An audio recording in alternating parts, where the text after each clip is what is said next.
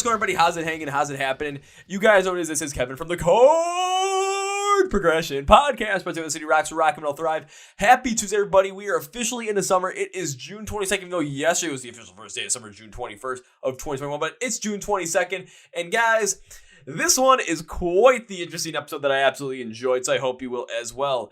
This man in the podcast name is Chris from the band Ronin out of New York. So what is Ronin about? Well, it's about hard rock, but they don't pull any punches.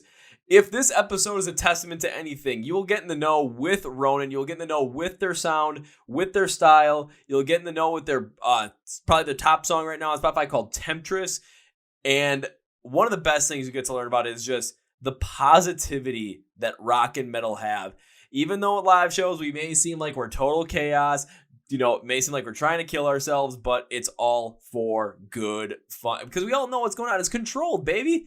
But the other thing we also talk about is just when it comes to discussing music, when it comes to discussing anything outside of that as well, whether it might be different opinions on religion, politics, whatever it might be, to speak about them with honesty, but speak about them with a lot of knowledge behind why you think the way you do, but also present it in a way that's not bad or that's not, hateful. Present it in a way that is understanding so that when you're listening to that person give it, the same opinion back to you, you understand them and that you're trying to build a thing of understanding instead of just listening to respond. Listen to understand because you'll see how that positivity worked on this episode with Chris from Ronin. Are you guys ready for the most positive episode we have ever done?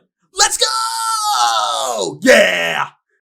Well, ladies and gentlemen, boys and girls, listeners of the Chord Progression podcast, my three favorite kinds of music when it comes to rock, metal, and subgenres are hard rock, punk rock, and metalcore. Where am I going to go with this one? We're going to go into hard rock, unapologetic, just straightforward hard rock that you're going to absolutely love. Found out about this band when I believe it was their PR firm reached out to me and said, hey, check it out, see if you like it. And I'm like, damn, let's go and do this. So coming all the way from New York, please welcome Chris from the band Ronin. So Chris, welcome to the Chord Progression podcast. How's it going, Kevin? Really appreciate you having me on. I'm happy to be here. Love talking about music, especially our music. Trying to spread the word, get the good word out about rock music coming back. Well, we're definitely going to spread the word and seeing the amount of quality that is in the rock and metal genres today, because again, that's where I basically kind of hover around. But not only quality at the top, but also with what people aren't noticing right now that is coming to the top. The quality behind it is absolutely amazing. So this is just another way to get another quality band out there into the world and help, get some more press behind them, get some more fans behind them, get some more listeners behind them, and just keep this thing rolling. Hell yeah, man. There's plenty of room. There's plenty of room for all these different rock bands as well. I mean, take a look at all these different festival lineups that you're seeing. I'll throw Blue Ridge out as an example. They've got like 180 bands that are on there. Sure, for people like myself who are going there, we're not going to be able to see every single band, but we're going to have a chance to run into some of these bands and see some of these bands that we don't necessarily know about and all of a sudden be like, oh, I want to go check them out because I've got nothing else to do right now, waiting for this other band. So let's go check out this smaller band. All of a sudden, you find out about them and you're thinking, holy shit, I want to know more about this band. I want to see them as many times as possible. I want to get to know them. And all of a sudden, next thing you know, 5 years down the road, you're going to see them at a festival and they're going to be playing that slot that might be just before the headliner. Oh, yeah, 100%. And even if you don't catch a band, maybe you run into someone who's like, oh, did you happen to see so-and-so? And you say no. And they just tell you it was one of the greatest things we've ever seen. So then you go, you check them out on Spotify or whatever. And then you can become a lifelong fan. Just how it happens. Exactly. Or even if you're at a festival, say you just run into the band and all of a sudden you kind of just remember, hey, I remember this name. I want to go check them out. So when you get back to your tent, when you get back to your hotel, or when you get back home after the festival and you remember that name, you check it out on Spotify, Apple Music, you check it out on YouTube. And next thing you know, you could go from someone who had no idea what this band was about to all of a sudden, it's kind of like an early investment. You're getting on the ground floor with them and all of a sudden, it's weird in a way where you can get bragging rights with it, where all of a sudden this band just keeps growing and growing. You can say, I was there from the start. Woo!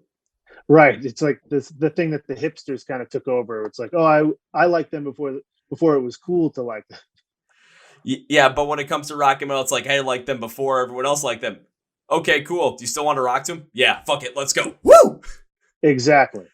It's like a little bit of a talking point, but it doesn't necessarily impact status in any way. No, you feel a more special bond with a band that if you start with them from the beginning type thing. For sure. Absolutely, because it's kind of, you see that growth happen, and there's times where you're connecting with them, and even somewhat of that support, especially in some of those maybe lower times, if you're consistently supporting them, it drives the band forward. It keeps that motivation high. So all of a sudden, maybe they're really close on the cusp of something, but they're going through a little bit of a rough patch. And they're kind of having a couple of thoughts like, okay, maybe we do this, maybe we shouldn't do this. And the fans are really behind them. They say, screw it, we're going to do this. We're going to go for it. And that might be the thing that breaks them out. You never know. But that support could mean the world to them, giving something a shot that they might not be necessarily totally comfortable with. But that might be the big thing that makes them, just absolutely pop in the minds of pop culture. 100%. It's all about fan support. Can't do anything without them. Nope, and that's why we can't wait for live shows to come back. Looks like everything's starting to open back up here. I mean, we're seeing so many different shows announced, so it's just like, this is the time. We got this. Let's go. It's time to march back. Let's get this revolution going, Let's make it happen. And as we really open this podcast, Chris, I always start out by asking my guests 3 separate questions. The first 2 are very simple, very easy. If you are not able to answer these questions, I will probably scratch my head because it is rather wacky. The third one, though, is the wacky question that kind of might put you on the spot a little bit, but it's all in good fun. Trust me on that. So the first one is, what is your name? The second one is, when it comes to Ronin, what do you do in the band? And the third one is, I want to know a little fun fact, little fun, wacky story about yourself, maybe with the band, maybe without the band, whatever it might be, that will hopefully make me fall out of my chair laughing hysterically. It has happened before where I've heard different stories about band members chloroforming their other band members, taking them to a beach in Florida, burying them halfway in the sand, making it look like their legs got eaten by sharks. I've heard stories about bassists lighting their balls on fire because it's funny. Guys throwing their pee cup out the window on tour only for it to enter the van further back and completely drench their drummers. I've heard a bunch of wacky ones. I'm just thinking about the ones that stick out in my head. So, Chris, whenever you want to go, take it away.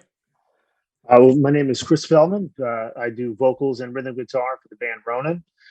And I guess a funny story about me with the band, something that the other guys find very funny is we played a gig at a place called Revolution Music Hall in Amityville on Long Island. And we were playing with about 4 or 5 other bands. And the guys know that after our set, I like to kind of let loose a little bit. I like to get a few drinks in the system. And something they always rib me on is when I drink, I tend to corner people and just talk to them incessantly. And the band that went on right after us, I let them borrow my guitar. And then in recompense for that, I pretty much cornered their lead singer for 45 minutes. And the guys said they just watched the whole time. And I just kept getting closer and closer to the guy. And he just kept looking more and more nervous, thinking I was going to assault him. So like anytime I ever start talking to somebody, my buddy Vitali, the bassist, will go over and be like, be careful with this guy. He's like, he's not going to let you go for like the next hour. So hope you got plenty of time on your hands. I hope your set's already over. So that's pretty much standard procedure for our band when we go out, because we like to mix it up with the other bands. But I like I said, I like to shoot the shit. I like to talk. And it's, my second favorite thing to do as a band member. Interesting. Well, Chris, when we get to the end of this podcast, there's typically something that I do at the end of these podcasts that will perfectly relate right into that. So we'll definitely be talking about that at some point later on in the episode because, well, we'll just keep that in the minds because people that are listening to this podcast that have listened to this podcast before, you know exactly where I'm going with this, but I'm going to hold Chris off on this one because it's funny.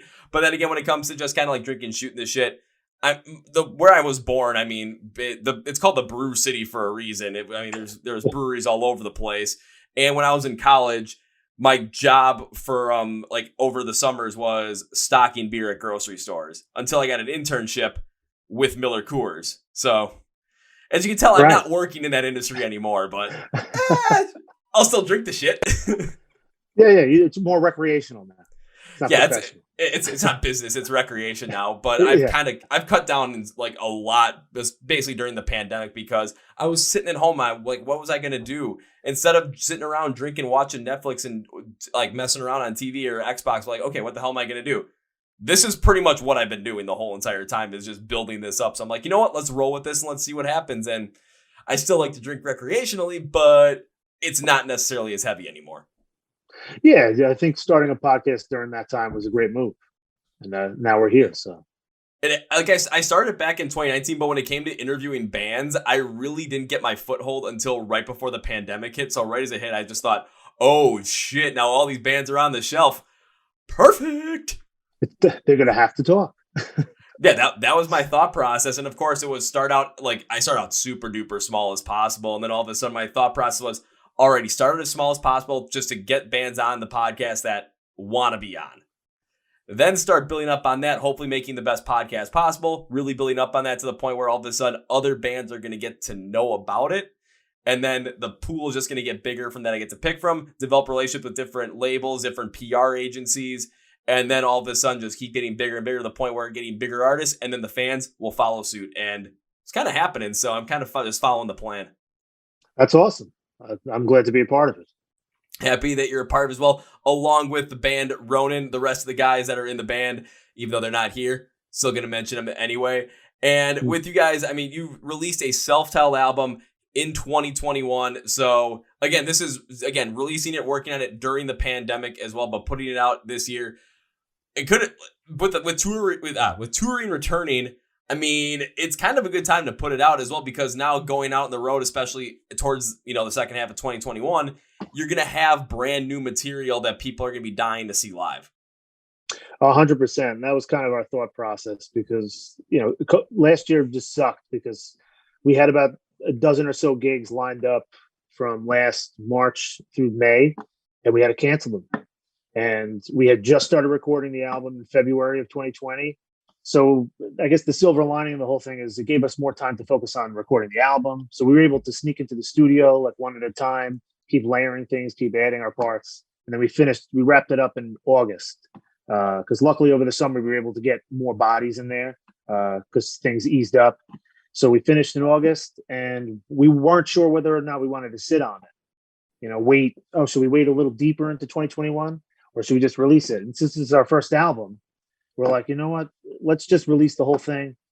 If somebody hears a song, we want to have other material for them to sort of digest. We don't just be like one song and then, they listen to it for a week and they're like, oh, there's nothing else out, and then just sort of forget about us. We wanted to give them, there's 8 songs on the album, give them a little bit of different flavor for each song, and hopefully something sticks. And that was really the thought process we had. And hopefully now with stuff, like you said, opening up, hopefully we get on a tour and, showcase our music to the world.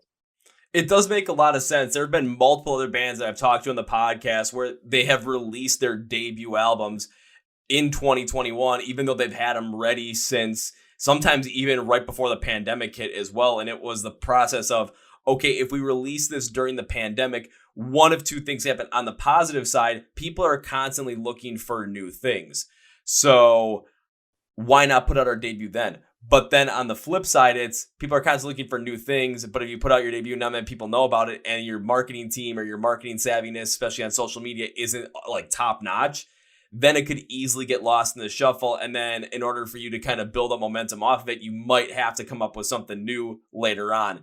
But what I've seen a lot of bands do, including yourself, is, okay, you had it ready to go, but you waited on it a little bit so that when 2021 hit and you started seeing more optimism for shows coming back, more optimism for being able to go out on the road and play these songs for people, that you would have them ready and these songs would be a little bit more fresh than they would have been. So in the end, from what I've seen from other bands that have done it and are still have announced albums, like their debut albums that come out in 2021, it seems like if you didn't release it right at the beginning of the pandemic, it was a good move to wait until we had some sort of semblance of live shows returning and dates to be had.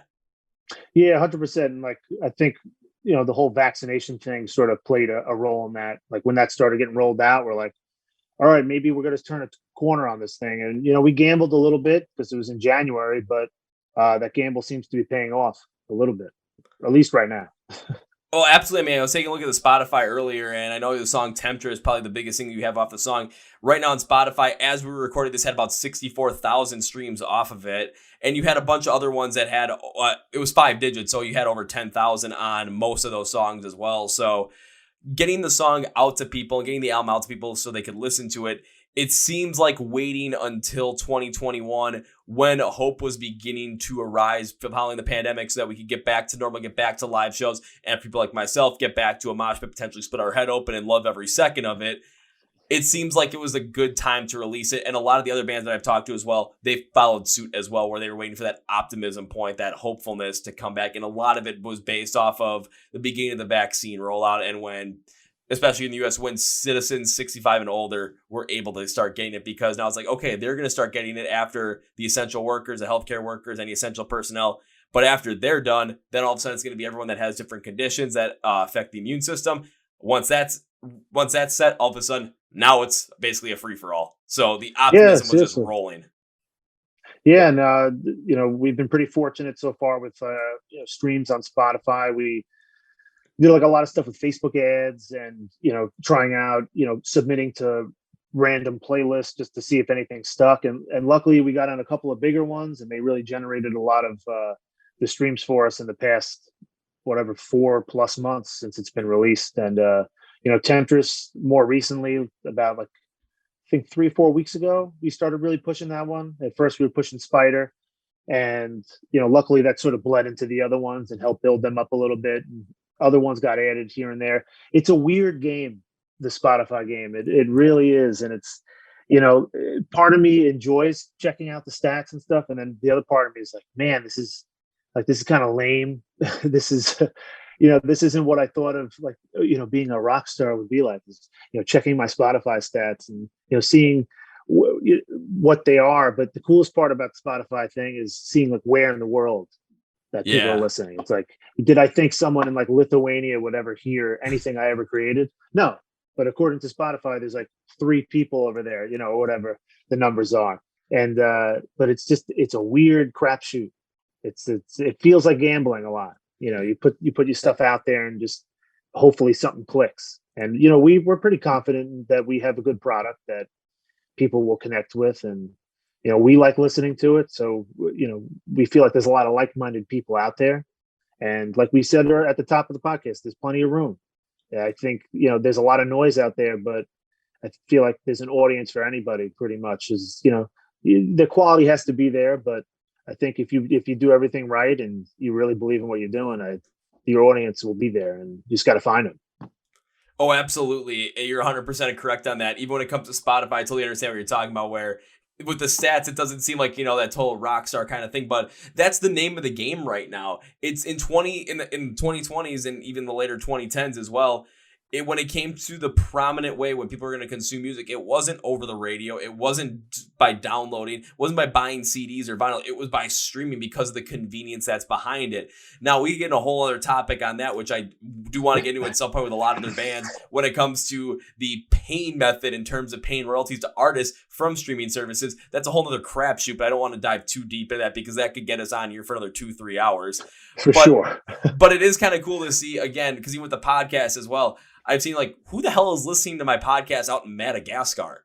I don't know who this person is, but if you're listening, thank you. It's fucking awesome to see that. Yeah, very much appreciate anyone who's listening. It's like, but that's the coolest part, I think, is seeing how widespread something can be. And that's just a product of technology, man.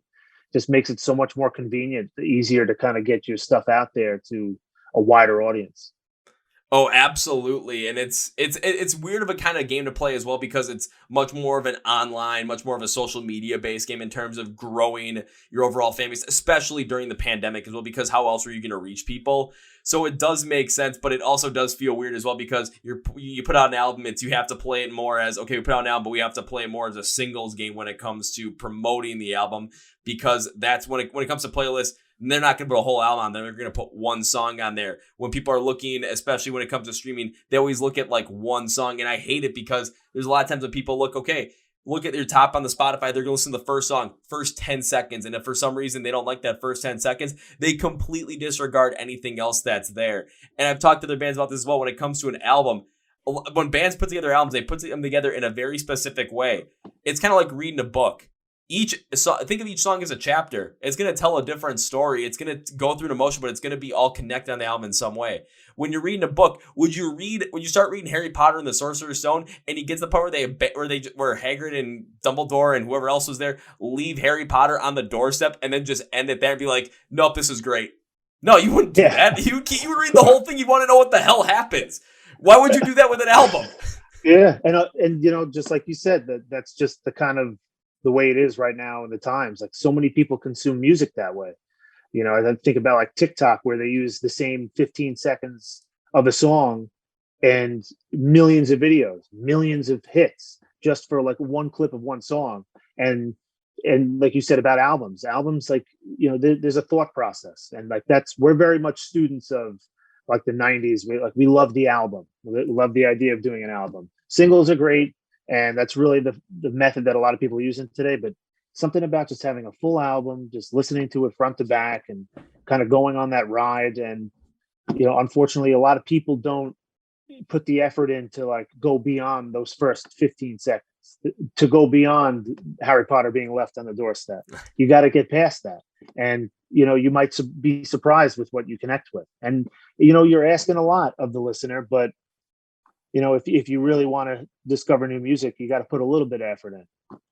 Oh, absolutely. You can't just let someone else do all the work. I mean, as much as I would like to do all the work for everyone that follows MS City Rocks and listen to the Chord Progression podcast that tell you, this is what you should check out if you like this. As much as I'd love to do that, it's kind of, as a listener, you know what you like and you know what resonates well with you. But one thing I always say is, well, even when it comes to Spotify as well, if it comes to finding a new band, what you should always do is if you listen to that first song on Spotify, listen to the whole entire thing through. Whatever song is on like the top of their, like, this is the number one song right now, most popular, or pick a song, whatever it might be. Listen to it. But then listen to like 3 or 4 more, because you never know what you might find. You might find something where all of a sudden, I'll use even me as an example. When I first started listening to metalcore and getting into that, all of a sudden someone told me to listen to Motionless in White, and I listened to Voices, and I'm like, okay, this is not what I was expecting, but it's like, I'm liking it, I'm digging it. All right, I should go to the next one, because this could be something that's even bigger. Hey, this could be like the song I like the most from them, and it's okay, we'll see what happens. The next song was Eternally Yours, and that had me hooked from the get-go. So I'm like, yep, I'm doing this from now on. Whenever it comes to like finding new bands on Spotify, it's listen to at least 3 or 4 songs, because you get more of a well-known like feeling on the band when it comes to their sound, when it comes to how it hits you.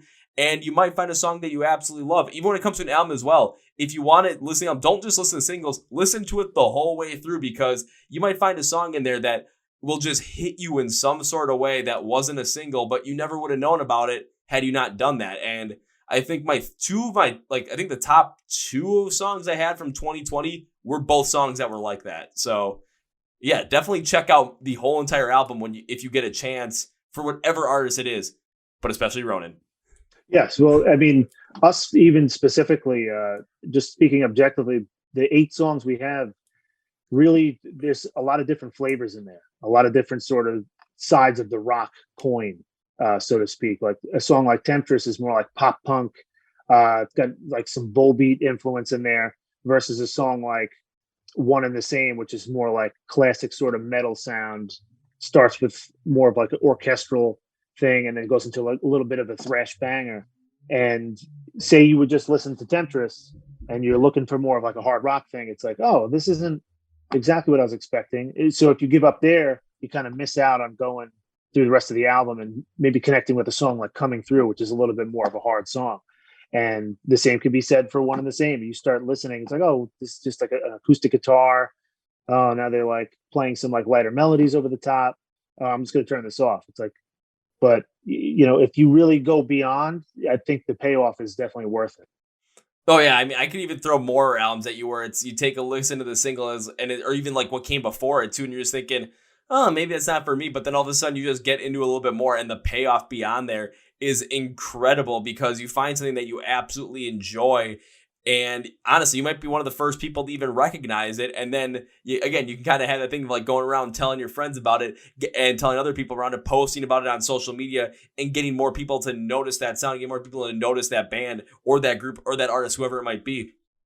Next thing you know, this artist starts gaining more popularity, starts growing, and now you have something that's completely awesome on your hands. I saw it happen. I'm seeing it happen with Varsity right now, because their last EP from 2020, like there's their song Massive on there. All of a sudden it was something that was a little bit different than what they had been doing, but it just took off, especially on Octane, and people are just getting into the band left and right because of that. Again, it's also taking chances as well with your sound, but using the full range of your influences to create a song that you want to create, because like you said, there's going to be songs on there that aren't going to sound like Temptress. There's going to be songs that have more of a hard rock feel to them, more of a driven force behind them that you might like a lot more than Temptress.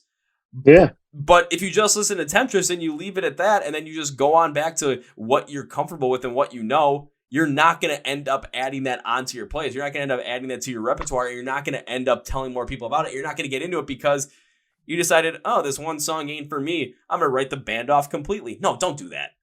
Yeah. Well, that's even like when it comes to, we talked about social media, how, interacting with people, I think, is very important. And on a couple of like our ads, we had the song Spider and Fly. Longer intro. It's about like 40 seconds before there's any vocals. We had a comment, a guy was like, try writing a song instead of an intro.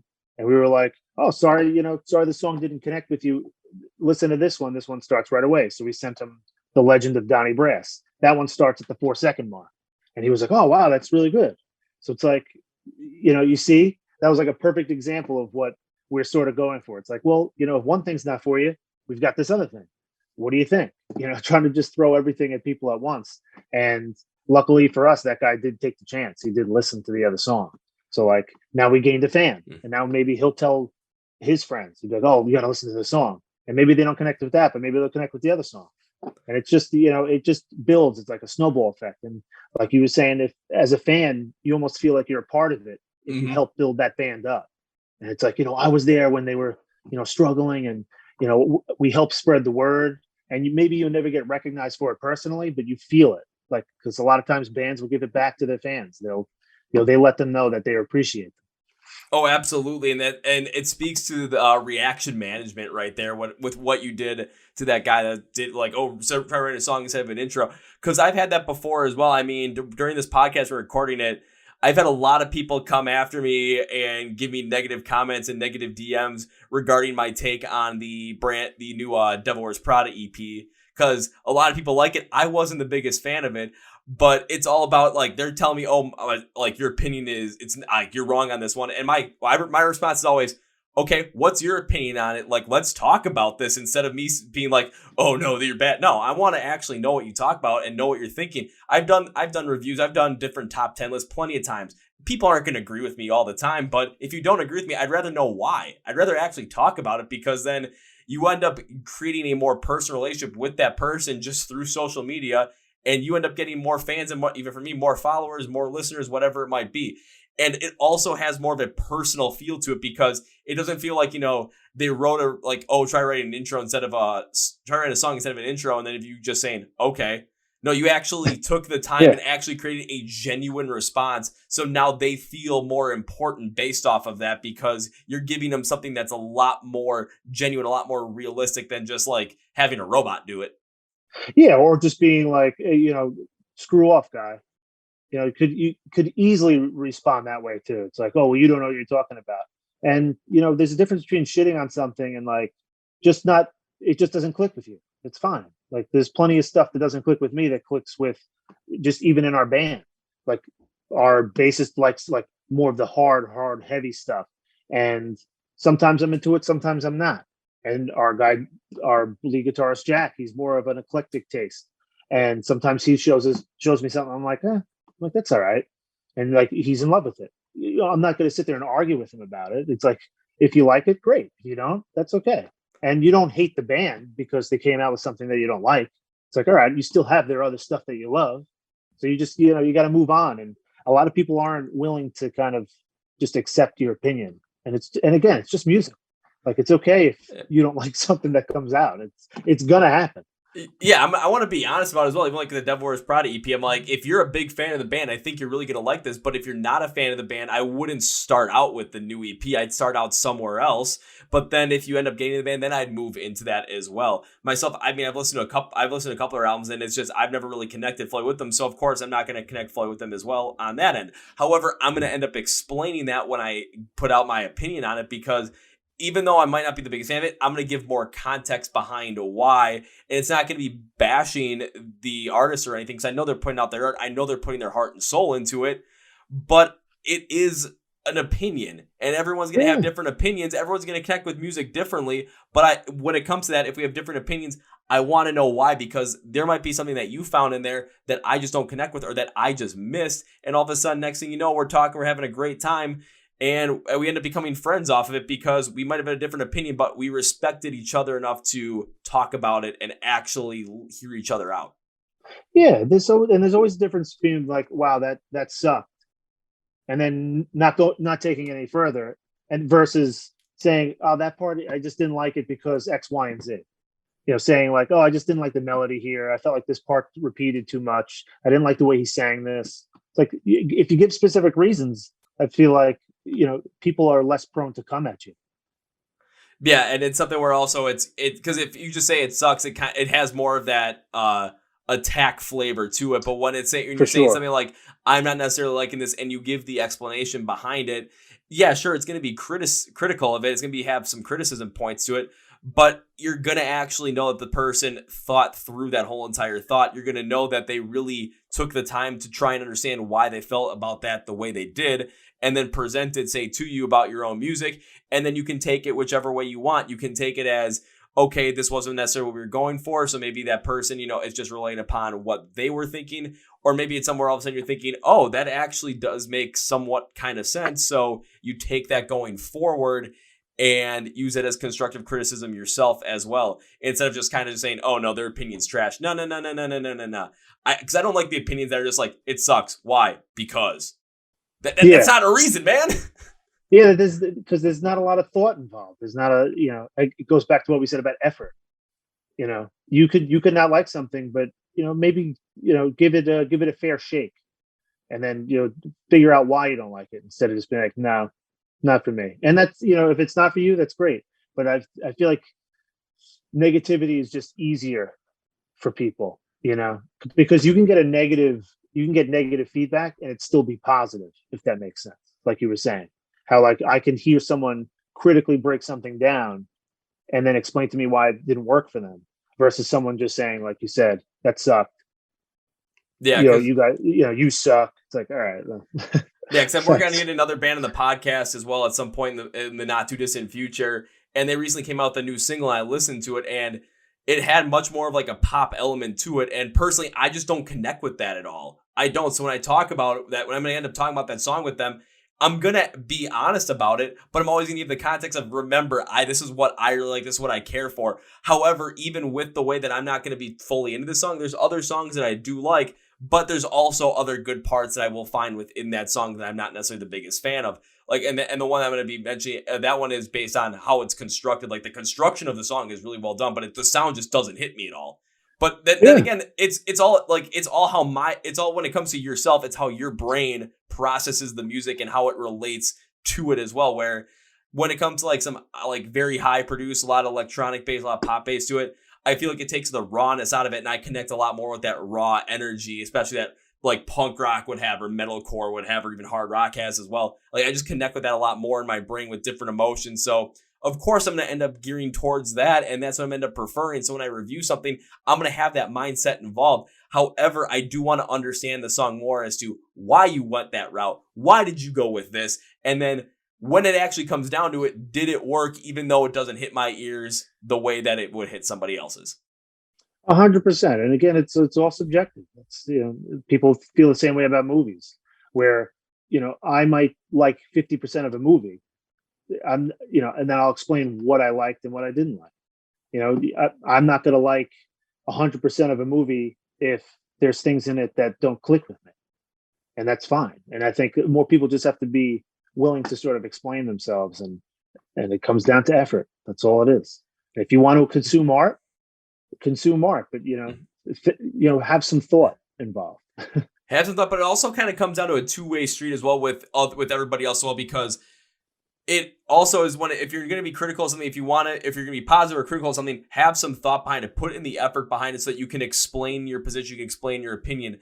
However, on the other side of it, if you're a person that is either on the other side of the fence on it in terms of the opinion, in terms of the thought process, listen to that person. Don't just listen to respond, listen to understand, because then you'll listen to then when you present what you think, they'll listen to understand, and then no one feel like you're being honest, you're being critical about this stuff, but it's constructive, and then the debate that you get yourselves into really works. I mean, I don't want to bring politics into it, but like me and my best friend, politically, we're kind of on opposite sides of the spectrum, and when we bring up different points that we disagree on, it's not me trying to get him to convert to my point. It's me trying to get him to understand where I'm coming from and him doing the same thing. And if it's going to be something that, if we're going to change opinions, it's going to be based on our own ideas. It's not going to be based on the other person forcing us to. It's going to be the other person bringing us the information and then us doing it with what we will. It's kind of similar here as well, where just being open to what other people think about it, listen to them, listen to their thought process, because their mind works differently than you. And you might find out something that you didn't know, that you didn't really understand. And then you might find out something that all of a sudden connects with you in a completely different way. With music, it's incredible with that as well, just because the songs can have different meanings behind them. And those meanings, of course, I feel like whenever I go through a meaning of the song, whenever I talk about with the artist, the core of the meaning is there. But then when we get to the more specifics, it always branches out. And that's all based on what we went through in life, how we connect with it, and all of our experiences, because what you've gone through, what I've gone through are two different things. So how we specify the meanings of these songs and how they impact us is going to be different. But when we boil it down to what is at the base of it, what emotions at the base of it, that's where the similarity comes in. 100%. And that's really that's what's beautiful about music, I think, is just, the person that writes it is writing it from their perspective, and the people that take it in have their own perspective. And you bring your life experience. It's all about being open and accepting. I have to accept you for who you are. And, I think if more people did that, life would be a little bit more enjoyable. And I think people would find more things that are positive for themselves. Because like we said about negativity, like it's just very easy. It's so easy to be negative. It's so easy to be down. And I just, I see it a lot. I went to school for counseling, and I hate seeing it. And I think that's really why I like being a musician. I just want to connect with people. I want to, bridge that gap. I want to make people feel things and sort of let themselves out through the music, rather than, self-injurious behavior or, just an endless spiral of negativity. Just trying to make people, happy or get through whatever they're trying to get through so they can see the other side. Absolutely. And again, that's one of the biggest reasons why I think we need live music back, is because when you're up on stage and the people are in the crowd, the people in the crowd are there to see you because they connect with your music in some sort of a positive way. Again, how I'm going to connect with your music and how other people are going to connect with your music is going to be completely different. But what boils down to is the fact that we're connecting with it in a positive way. So that's when you go to rock and metal shows, even if you see people going crazy, looking like they're getting beat up in the pit, everyone's there for the positive. Everyone's there because they're happy that they're there. They connect the band that positive way, even though the specifics are different. And at the end of the show, people are high-fiving, hugging each other. Even when big shirtless, sweaty guys that are in the pit are giving these smaller people high fives, hugs even, just because we all went through something and we released that positive energy there. And that's something I absolutely miss. So that's why we got to get you guys back up on stage. Yeah, it's just a camaraderie. It's all based on love, man. And it's just a big misconception when it comes to, I think, heavier music. It's like, it's so angry. It's like, well, maybe on the surface, he's like, but it's coming from a place of pure emotion. And when people connect to that, it brings something out of them that's very special. You don't see it at other festivals or concerts. Oh God, no. I mean, because I'll use Summerfest as an example here in Milwaukee, where lately it's been gearing a lot more towards pop artists or electronic artists, some alternative stuff as well, also some country and hip hop as well. Rock and metal has really taken a back seat, especially in the last 5 to 6 years. I didn't think they were really going to bring back anyone in 2019 after what we did at August Burns Red, because they have benches all over the ground, and we picked them up because it was getting dangerous with how people were trying to mosh with 4 feet of room. So we picked up the benches so people would stop potentially tearing their knees up, which almost like probably tore my ACL. I probably almost tore it like 6 or 7 times. So we picked these benches up to get more people room.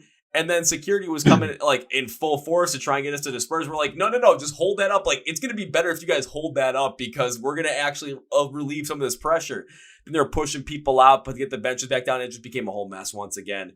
So I'm looking at it right now. I'm like, I can see why that seems like, it seems like crazy. It seems like we're just trying to kill each other. But no, there's a family vibe that's there to the point where when these songs end, people are happy. People are elated. When you get knocked down on the ground, the pit, the cardinal rule is if you see someone that gets knocked down, pick their ass back up. And if they're hurt and they can't move, people will literally form a full circle around you so that you won't get hit. And then potentially we're going to find out if we can find a way to get you out of there or not, or if event staff is going to have to come in. Hell, I'll bring up Riot Fest from 2019 as an example, because when I went to go see Rise Against, it was still hot and humid out, and the crowd was we were packed in there like freaking sardines, honestly.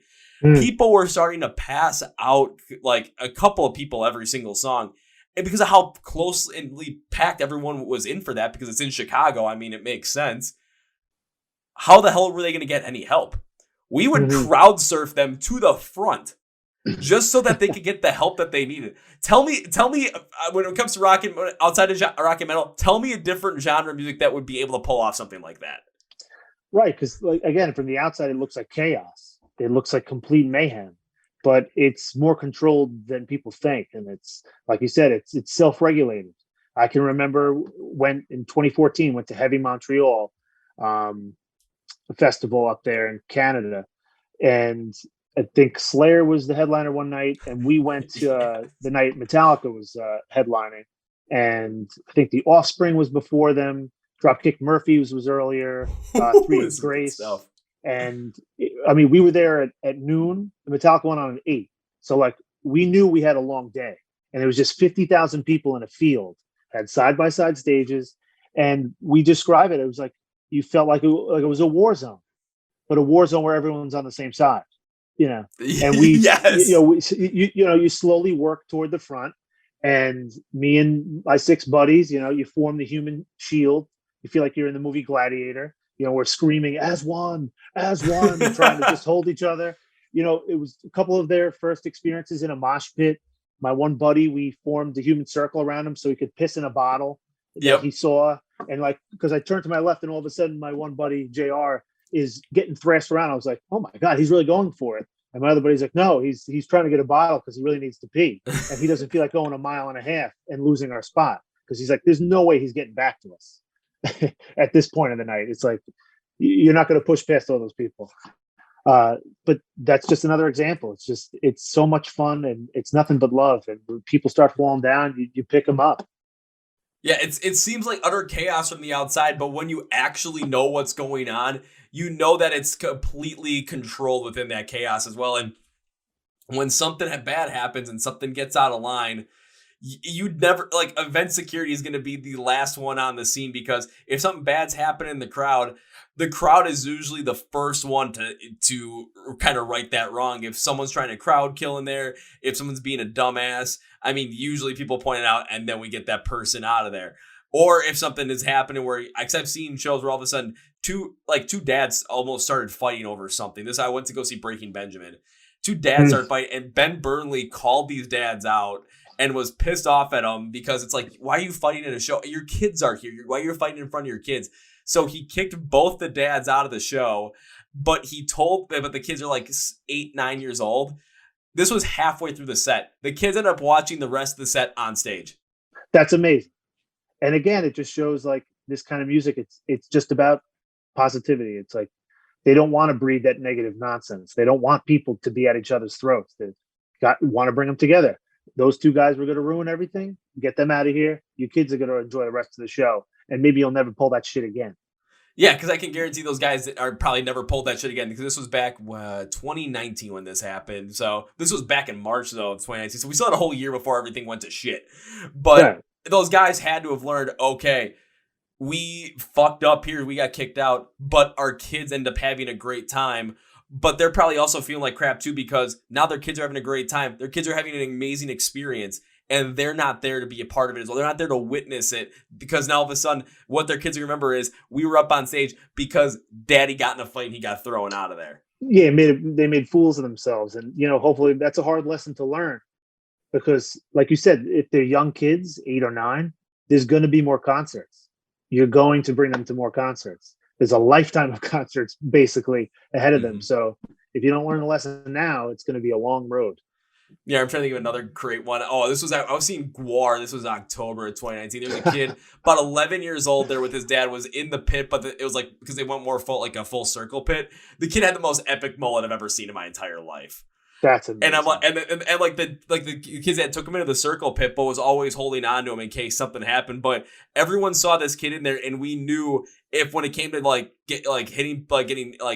into people, hitting people, that kind of thing, with like shoulder checking them because it's a mosh pit, circle pit, it's gonna happen.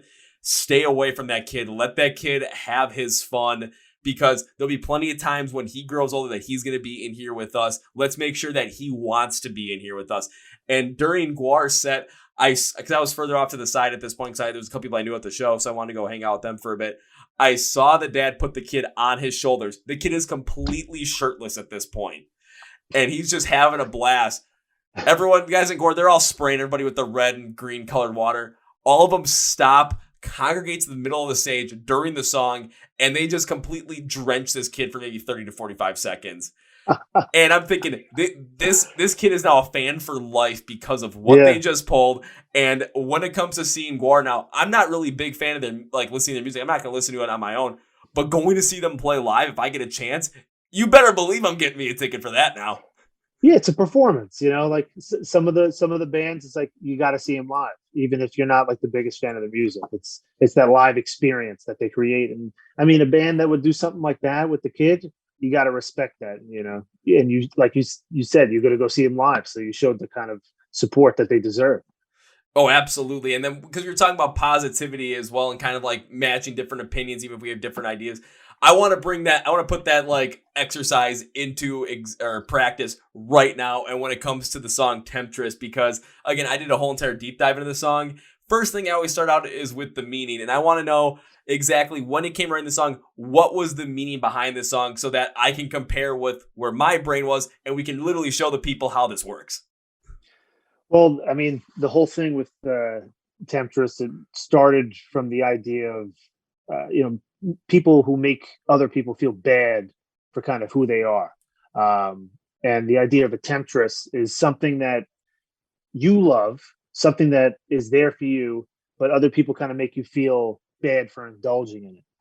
And the big shift at the end of the song, like the last minute, there's that hard stop, and then the song changes a little bit. And that's really it just represents the person accepting themselves, being like, you know what, this is who I am. You might see this as a burden and this is holding me back, but this is part of who I am, and I love it. And it fits me. This is just who I am. And, self-acceptance is something I feel like it could be universally understood, and that a lot of people struggle with. It's not always easy to look at yourself in the mirror and be like, am I happy with this person? Do I accept me for who I am? Is all the naysayers, are they right? Are they right, judging me and telling me that I'm a bad person, or, oh, you shouldn't do that. Like, oh, you shouldn't drink every now and then. You shouldn't have a good time. You shouldn't smoke weed. It's like, well, it doesn't make me a horrible person just because I have some indulgences. And that's kind of the basis of where the song came from. Okay, yeah, because we're all human. We're all going to have those indulgences. I definitely took a little bit of a different approach on this one, but I think that core of indulging in certain things that you like, or that your mind kind of is taking over, I think that's kind of where the core is really going to come in between our two like responses to the meaning of the song. Because when I listened to it again, where I looked at it was, I thought it was about the potential pitfalls in a relationship, where we are not being to go without temptation in life. But when we're in relationships, like, we have the fear that we might be missing out on something else that might not be what we exactly want that we currently have. And there will be many things and people along the way that will try and tempt us away from the ones and the things that we absolutely love. That's where that also comes in as well, where people are making you feel bad about what you currently like or what you're going for. You're trying to create maybe fear or doubt within you. But the strength that you have, and that if your relationship exactly that the other person brings you, can be the thing that makes all those temptations fall to the wayside and you succeed in that relationship. So I took in more of a relationship kind of standpoint, where you took a look at it more of a self-acceptance kind of standpoint. But the main core is taking a look at all those indulgences and taking a look at how those people did I say indulgences? I'm thinking like Catholic stuff now. I don't. Yeah, when you're all those temptations, and all of a sudden you're going off, and people want you to go a certain way, and you're kind of tempted to go and do that, but in the end, you focus more on, like with you, self-acceptance. With me, when I was going with it, more of the relationship that you're in, and that if you want to be a part of it, focusing on the positive on that and taking the strength from yourself to take those different temptations, take those different voices, and push them to the side. Again, two completely different specifics, but when you really boil it down to the core message still stands. Yeah, fundamentally, it's about coming to terms with something and accepting it for what it is. Like you said, the relationship. I really love that. That's how you took the song. It makes me feel even better about writing it, and that's all you want as a creator is someone to get something out of it. Clearly put a lot of thought into it, and I love that tape. It's a great tape. And again, it has that meaning of, or it shows the meaning of what we were trying to expose, where when it comes to rock and roll, especially, if I'm going to be at a show and say we were both say you weren't in Ronin, but you were a fan of the band, and that's what you took the song meaning as, and this is what I took the song meaning as. If we're at a show, we're not going to get into a debate over who had the right meaning of the song. Right. We're not going to give a shit. All we care about is the fact that song hits us in a positive way, and when it's played live, we're going to enjoy the hell out of it. Yeah, it's never that's the kind of thing with songs or even poetry. There's really never a wrong answer. For lack of a better, I guess, explanation of that. You take it as who you are, and I mean that's really the message of the song. It's accepting it for what it is. Yeah, accepting you for who you are, and not letting other outside forces convince you otherwise, or to follow along maybe within their path. And from the relationship standpoint, maybe kind of focusing on what you want out of it. And if people are trying to tempt you, this relationship's not good for you, well, think about it. But if it is, don't let their thoughts really overtake you. Don't let them put doubt in your mind. Focus in on what you are going for. Focus on who you are as a person. Focus on what the relationship that you might be in, what it is for what it is. And then understand that to the point where people might be trying to tempt you one way or the other, but you're going to end up having the strength, and you're going to end up having the confidence to get past that and focus in on yourself to make sure that when it comes to your own self-image, that it's incredibly high. When it comes to the status of your relationship, when it comes to the love that you have between you and your partner, that love and that bond is unbreakable. Yeah, and again, comes back to positivity. Focusing on the positives and trying to drive that home. Look at the positivity behind this song. Holy shit. Yeah, man. Just trying to spread it. And even when you listen to the song too, because it definitely does have a little bit of a lighter flavor to it compared to some of the other songs, where even with my kind of mindset, especially right from the intros, it kind of also had more of this, it kind of had a little bit of a pop punk vibe, but also still had more of this early to mid 90s rock vibe as well. Just the way the tone of the sound was, especially coming out of the intro. But again, not hair metal inspired at all, but it has a little bit of a deeper feel behind it. So I really enjoy how this works to kind of bring less frill to the song, a little bit more of a deeper feel to it at the same time, while also keeping it a little bit lighter, but also flowing very well from piece to piece, from intro to verse to pre-chorus to chorus. And then when you get to the drums, little drum solo after it as well at the end of the second chorus, and then the outro from it as well. Everything seems like the energy flow from one section to the next pays off completely. Well, I appreciate it. We really like the way the song came out, and we like that sort of uplifting tones and melodies that are in the song, and it because sometimes the lyrics almost sound like again, like especially the beginning where the person's like down on themselves. It's like, oh, I'm being pulled under. I'm grieving. I'm by myself. But then by the end, when it turns around, you realize, oh no, it is a happy song. Like it is a song about Yeah. being happy. So it's like it's almost ironic at first, but then it makes sense at the end.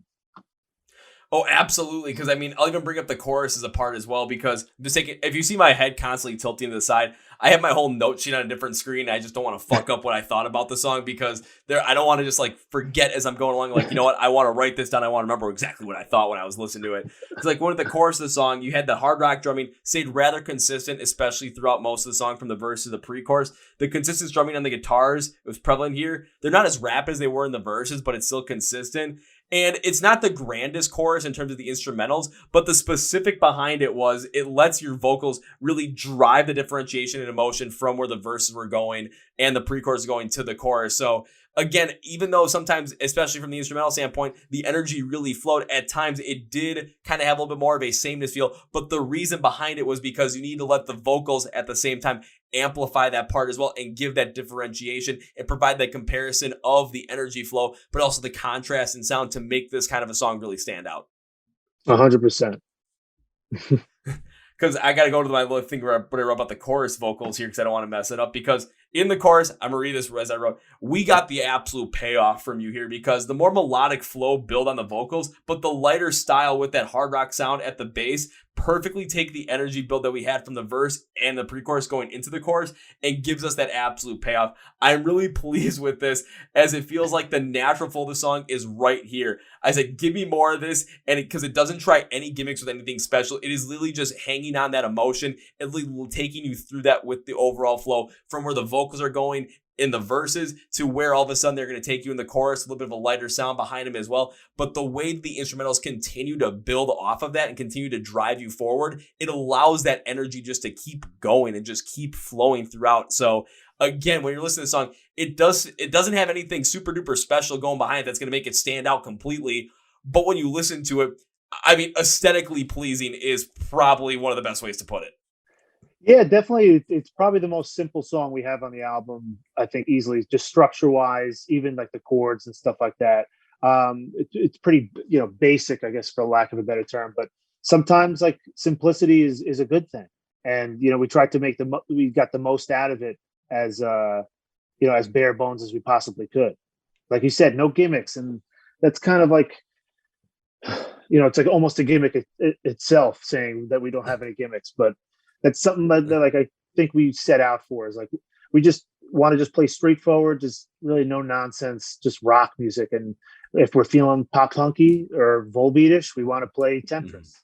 And that's what we did here. And I'm just very appreciative of your comments. Well, when you take a look awesome. I was saying when you take a look at the word gimmick as well in the dictionary, it's not something that's supposed to be cheesy or corny. It's kind of like looking at that thing that what makes you stand out in comparison to the rest. And I talked about this on a previous podcast as well. I mean, take a look at Slipknot. It was with the image and the gimmick. You take a look at the mask. It's like, okay, who the hell are these guys? But you listen to the music and you know that the gimmick just is there just to kind of bring your eyes into it. But your ears are going to stay because of music. Ice Nine Kills with the horror trope. Motion Slide with the whole gothic trope as well. Bay Metal with the J-pop infusion. I mean, you're seeing that there with you, especially on Temptress. It kind of like that gimmick was, we're going to be straightforward as possible. And that's the way it's going to be. Because when you get to the full outro with the instrumentals, we do get that payoff with a slightly more amplified mix than we got on the chorus vocal style from you. And again, it was the quick build, the instrumentals that drive the energy on this part, but the vocals help you take you on that ride as well. And I was all for it. So again, when you get to that whole entire flow of the song,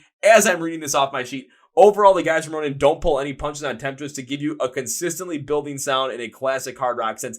Again, it is how they don't try too much to build the energy on the song and flow it from one section to the next is what makes it stand out to the front of point for me. If you're a hard rock fan, this is going to be one that's going to end up staying with you for quite a while. And this isn't even the hardest hard rock song they have on their debut album. I mean, this is just this is like scratching the surface right here.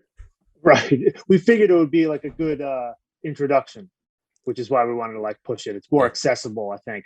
And I feel like if someone likes this, they're more prone to like some of our other songs as well. Yeah, or you get something where you get that one guy that's like, oh, from a different song, try writing a song instead of just an intro. And it's like, okay, we'll give you something else because we've got more behind there. And then all of a sudden the guy listens to it, you've got a fan right there. And it's just because you have more of a sound, but you're also intriguing people to listen to more. Again, listen to the whole entire thing instead of just saying, we have this one song and that's it. No, you've got 8 right there that you can choose from. They're going to have a different feel every step of the way, but they're not going to pull any punches. They're going to be as straightforward with that hard rock style as possible. They're going to take different styles and different influences and put them in there, but it's going to be this great flowing kind of feel. So the energy flow from one section to the next on all these songs is going to feel natural. Hell yeah, man. That's just everything we're going for, is just to try to, just drive that home. Just pure rock and roll, man. Just pure rock and roll. And again, as kind of like bringing it again full circle with the whole entire thing we talked about with the positivity behind it. Again, I mean, we just went through a good chunk of Temptress right here, went through the meaning, went through some of the instrumentals and the vocals as well. And I mean, we could have had a couple of different ideas on it, but we talked about it. We talked about what we liked. And all of a sudden, boom, now people are going to be listening like, holy shit, I got to take a listen to this song. And it's all because we're talking honestly about it. Yeah. No, all about honesty. Whatever you like, whatever you don't, it really shouldn't make a difference, because we're both lovers of music. Oh, absolutely. Even with some of my favorite bands, like with Rise Against, I'm not going to like every single song they ever came out with. It's impossible. It's impossible. Yeah. I'm not going to like every single song that Disturbed ever come out with either. And like thinking with your Avenged Sevenfold shirt, you're probably not going to like every song Avenged Sevenfold ever come out with, but that's not going to stop you from liking their music. Yeah, I still love the band. It's like, I don't write them off because they came out with a song or even if it was an album I didn't like. I'm not just going to be like, well, I'm done with them, I'm moving on. You got to stick with it. If you really love it, you stick with it. Yeah, it's like, but what about all the other albums that you absolutely loved? And like they came out with the album you didn't like. Maybe they tried some different. That's totally fine. If you didn't like what they did, they've got plenty other songs in the back catalog that you can still go back to. I get, especially if it's a new one, that you might be disappointed in it. But again, the band's going to end up doing stuff that they want to do. They're going to try what they want to try. And maybe they end up going back into something else. Maybe they try something different. Using Asking Alexandria as an example, because they definitely had a more metalcore sound up front. And now it's definitely more kind of like just straight rock, alternative rock even. And it doesn't necessarily resonate well with me. Is it going to make me say, oh my God, Asking Alexandria should quit? Hell no, they're making the music they want to make. Am I going to necessarily listen to some of their newer stuff? Not really, because it doesn't resonate well with me. But if I'm going to listen to them, I will listen to them. I'm going to end up going further back into the catalog because that's what I like of them. That's where I'm going to go. Yeah, but you're thinking of it. You still have respect for them. It's like, well, this is what they wanted to play. So it's like, I respect that, but I also am not going to listen to it. I'm going to listen to your older stuff that resonates with me. And that's just the way people should approach it, for sure. Yeah, similar to like the A Day to Remember album that came out this year with You're Welcome, where I didn't really resonate well with it, but there are certain aspects I'm like, I can see what they were going for. I can see the mindset behind it. I can see the fact that, again, the guys are getting older. They have a different mindset than they did back in 2009, 2010. So it's going to be a different feel overall. Yes, I would have liked them to see them go back some of the harder stuff, more that pop punk with breakdown style, but a couple of songs they went rather soft. One of them, I was like, dang, you guys actually really went deep on this one, but it fits so well in with the theme that they were going for that I have returned to it from time and time. But again, it's not going to be the thing I listen to the most, but there is a respect for it. There's an understanding for it because, again, people evolve, people change, people think it differently over time. Hell, what I thought when I was 16 is not what I think now at 26. And it's for the better, I'm sure. It's like, you can't stay the same. You have to keep changing. You don't want to just hear the same thing over and over again. Even like I'll love a song, I'll listen to it over and over again, but I'm gonna move to another song at some point. It's like I don't want to just listen to one thing for the rest of my life. It's like you have to keep trying. You have to keep evolving, and if you don't, not everything's gonna click with you. And you have to be willing to. I'll use the word again. Accept that. Exactly, because I'm willing to accept the fact that now at 26, I'm not thinking like I was at 16 because I'd much rather be sitting down, shooting the shit with some of these great artists I'm having on the podcast, really get to know them and bringing out to everybody else that's listening, instead of driving around in a car with a trunk full of water balloons and then throwing them at people like in a drive-by water ballooning. Which I did do, though, and that was my idea, and it was not my greatest idea, but it still was fun as all hell, and I do bring it up from time to time because it's just funny. But now I look at him like, God, I was a dumbass. Well, I mean, now you're just like, I probably wouldn't do that again. I'm like, I probably wouldn't do that again because I probably would end up getting arrested for something like that. But that was Right, 10 years ago. yeah, but everybody does like silly dumb shit. I can remember me and a buddy pissing off the front of a diner, like toward the parking lot while people are walking by and saying don't have the soup of the day. Yeah, no idea why we were saying it, but I can remember like it was yesterday, me and him. And every now and then when we pass that diner, we'll just look at each other and be like, what the hell is wrong with us? Why Yeah. would we do that? And it's like, obviously, I'm not going to go there and do that now, but everyone does dumb, stupid stuff. Yeah, and even taking a look at, again, back that same time when I was doing the water balloon thing, was there certain music that I listened to back then that I still listen to now? Hell yeah, I was probably listening to the Endgame album from Rise Against that time, and I still listen to that bad boy. But there's probably a lot of other music during that time as well that I was listening to because I resonated with it more in 2011 versus 2021, where I'm listening to completely different things. But it also just, again, times change, people change, mindsets change. What we go through shapes us in different ways. Hell, we all just went through a freaking pandemic. Of course, my mindset in February 2020 is not the same as it is in May, June 2021. But what do you expect? It was like a year and a half, and we went through something that completely changed the course of like our way of life for a while. Yeah, our lives for the foreseeable future for sure. And it made us, I think, appreciate things like music. I brought this up before, a couple of other interviews and stuff like that, and even just talking with people in general, just entertainment, especially music, how much it kept people, I think, sane during months where you couldn't really leave your house or you weren't supposed to leave your house. Like the arts, entertainment, music, movies, it's so important, and I feel like it kept people sustained during that time. So I'm hoping now that that stuff is starting to open up, maybe people will go and venture out, go to a local show, go see a local band. They're playing rock music here tonight. I don't know any of the bands, but I like rock music. Let me go there. Maybe I'll start to like something. Put your money where your mouth is type thing, because everyone's like, oh my god, the arts, this show saved my life. It's like, all right, well, now put your money where your mouth is. Go support those things that you so-called love, and hopefully that sort of shared experience with COVID drives people to do that exact thing. I hope that a lot of people think that way as well, and I hope a lot of people have the same problem that I do, where it's we want to go and see everything that we possibly can, but of course, time, different commitments, and financial situations are not going to allow us to go and see everything that we want. Because I'll give a perfect example. That Rise Against show I was telling you about earlier, that's out in Vegas. That I'm like, holy shit, I get to go and see them even during a buddy's bachelor party, because we're going to be there for a couple of days. Like the first day I get to see my favorite band. Yeah, see you guys. If you want to come with. But if not, I'll find you guys afterwards. I'll probably find you guys at the slots at the poker table or something, whatever. But there's also 3 or 2 bands I've had in the podcast, and one that I'm working on an interview with that are playing right around like where I live that same night. I'm like, damn, I can't go to that one. I'd love to be able to see them. But again, different commitments happen. However, they're going to be playing like rather close to me again right when I get back from Vegas. So I'm like, I'll go see you guys on that one. But then again, that might also depend upon, okay, did I get back in time? And how the hell do I feel after getting back from Vegas? But there's other different venues and bands. Like I want to go and see different shows, but there's so many different restrictions that might be in place, time-wise, like travel distance. But if I'm able to make it, I'm going to make sure I go and make as many as possible, because I've missed those live shows so damn much.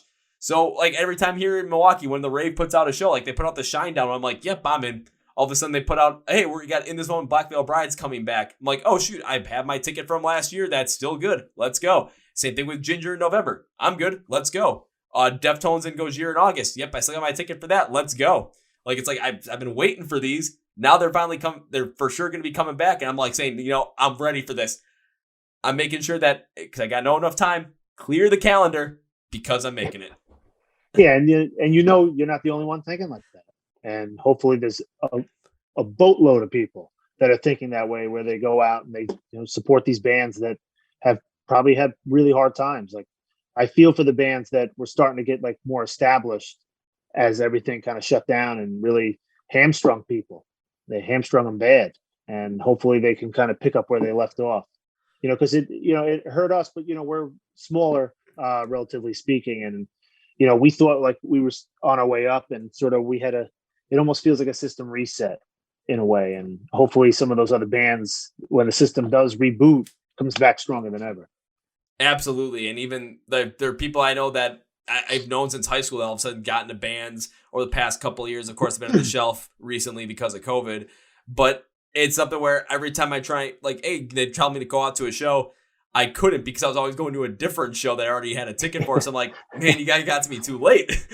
But now I'm just thinking, I'm going to have to make a little bit more time for that, because I always talk about supporting more local music and supporting as much music as possible. Now I got to put my money where my mouth is on that one. Yeah, well, it's sometimes that's not the worst problem to have. Is like, oh, I can't see the show because I'm seeing this show. I'm seeing this. Yeah. It's wonderful when there's that many shows to go see, and it's like, sometimes they happen at the same time. There's nothing you can do about it. But it's like I said, not the worst problem to have. When it comes to, like, it's kind of like with that Blue Ridge Rock Fest. When it comes to how many bands are going to be there, I'd rather have the problem of I have to pick and choose because there are so many great options, versus I can't really pick that because there is no option like what we had in 2020. Like, I want to be able, there's going to be so many shows I want to go and see. I'm not going to be able to see them all based, again, on time, finances, different commitments. But I'd rather have that problem than the problem we had in 2020 when the hell is this stuff going to come back? Yeah, much more preferable to be like, who should I go see, instead of, man, I can't see anybody. So also, when Ronin goes on tour, go see Ronin. Yeah, that's a little plug right there. Yeah, that would be wonderful, and hopefully we get a chance to go on tour. There was a couple opportunities that came our way that we're going to have to give some serious thought, either in the fall or next winter. We'll keep you posted on that on our social media and stuff like that. Hopefully we can make something work. Awesome, because that was going to be the last thing I wanted to ask you, was going to be about live shows, like when you guys play next. But if you guys got stuff in the works, I mean, there's probably a couple other, like, you might have gotten some offers, might have gotten some ideas that are going on. But if nothing's announced yet and nothing's for sure, don't tell me anything about it, because don't want to give anybody false hope. No, and definitely don't want to give myself false hope either. Don't want to let myself down. But New York stuff's starting to open up again, tri-state area. So it's really any day now. I'm sure venues are going to start looking to book some stuff up, and we're going to jump on whatever we can. But it'll mainly be probably in this area, like I said, tri-state, New York, New Jersey, Connecticut. Maybe venture out to Pennsylvania, because they've got some cool outdoor venues that I'd love to go visit. Would be wonderful. So hopefully something soon. Well, make it happen, man. And as we bring this podcast to a conclusion, Chris, one thing I always like to do to close this out is to give you a chance to say what you want to say, plug what you want to plug at the end for the band, for yourself, whatever it might be. So, Chris, as we close this out, the floor is yours. Well, first and foremost, I just want to thank you for having me on. I appreciate you helping me and the band, Ronin, spread the word about what we've got going. We really do believe in what we're doing. We love the sound that we were able to capture on this album.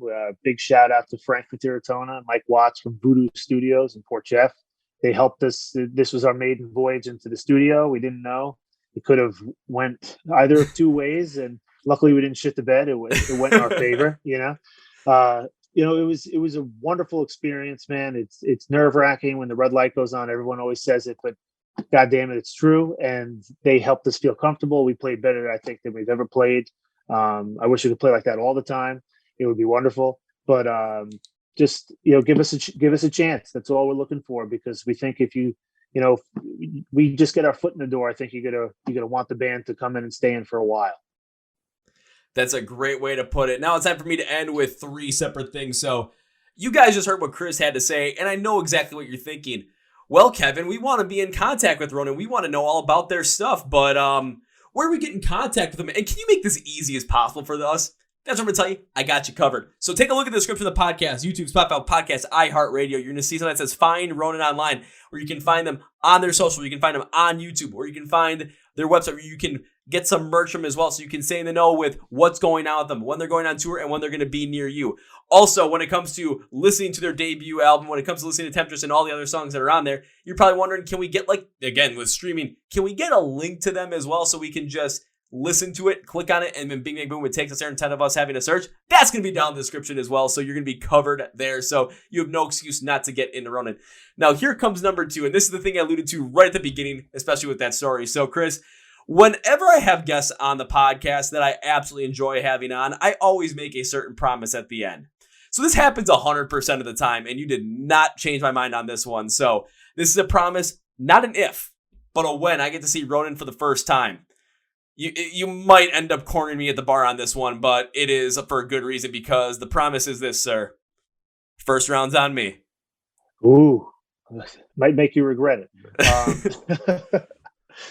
Usually the first drink of the night is Johnny Black on the rocks. It's a nice palate opener. You might. I would love that. I'd love to shoot the shit with you in person at the bar. I mean, so we got to make that happen. We'll make it happen. Plus, Chris, like I said, I'm from Milwaukee. When it comes to shooting this shit at the bar and people potentially talking to me for an hour long out of nowhere, telling me their life story, that ends up being a little bit of the norm here. So I'm kind of used to it. I love to hear it because it's something my wife always likes to rib me on. Is she's like, we would go out with her friends, and then they'd be like, "Oh, where's Chris?" And she'd turn around, I'd be at the bar talking to like just random people. Be like, "Who is that?" I'm like, "Oh, this is Billy and Jeff." Like, "Oh, oh, do you know them?" "No, I just met them now." I'm like, "We've been talking for an hour and a half." She's like, "Well, you can't always disappear." I said, "I can't help it." Don't worry, this will fit in just fine. I mean, you basically drink like a Wisconsinite already, so this is perfect. Awesome. So the third thing is, with that promise made, with me wanting to stay in contact with you guys as well to make sure that when new stuff comes out, when you guys are getting out on the road, when I get a chance to see you guys so I can make good on my promise, make that happen. I cannot in all good conscience end this podcast with goodbye, because that seems way too final, because we got plans now, man. We got plans. So I have to end it with what I always end it with. See you later. See you down the road. See you, bud.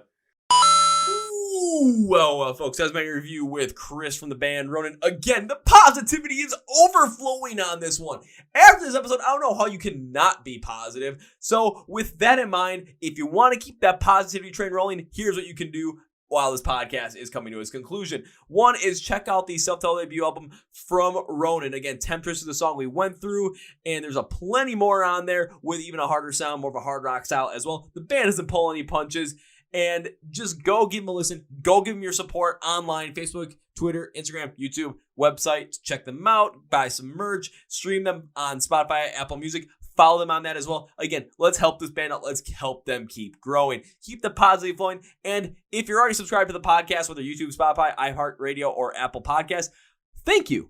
Tell a friend. If you're not subscribed, please hit that subscribe button, because you guys know I love it when you do that. And it'll just keep helping you get more great content from the Chord Progression podcast. On that note, that's going to be for me today, guys. Thank you for watching and listening to the Chord Progression podcast by the UNC Rocks, Rock, Metal, Thrive. My name is Kevin, and you guys know how I end every single one of them. A big, healthy, and hearty, positive. See ya! Yeah!